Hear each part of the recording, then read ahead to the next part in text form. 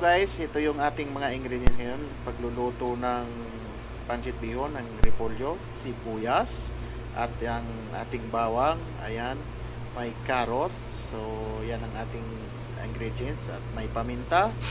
Meron tayong chicken cubes at magic sarap. At syempre yung ating pang sahog, yung manok. Ayan. Ito yung ating pancit bihon.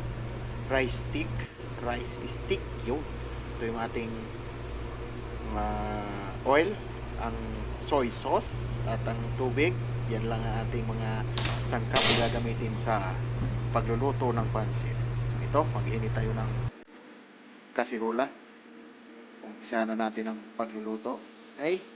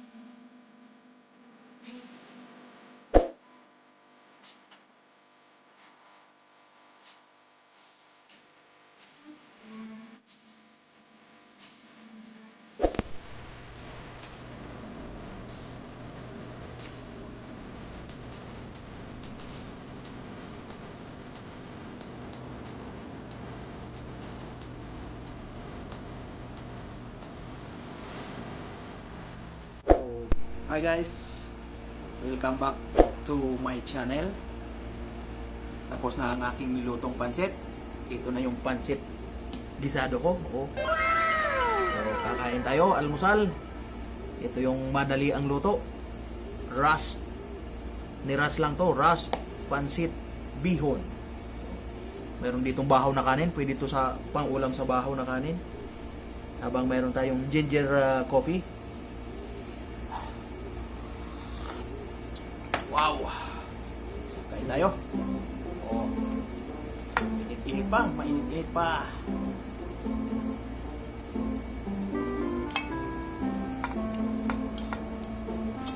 Daming sahog.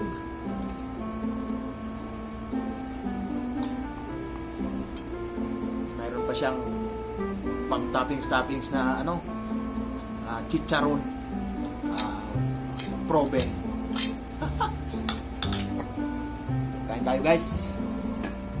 Yung lagyan ng bahaw na kanin ayo. May kaning bahaw, ulam. Oh.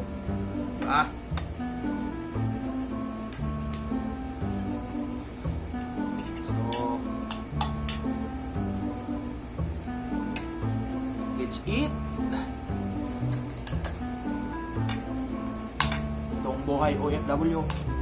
Pansit, ulam sa kanin. Yan. So, kain tayo.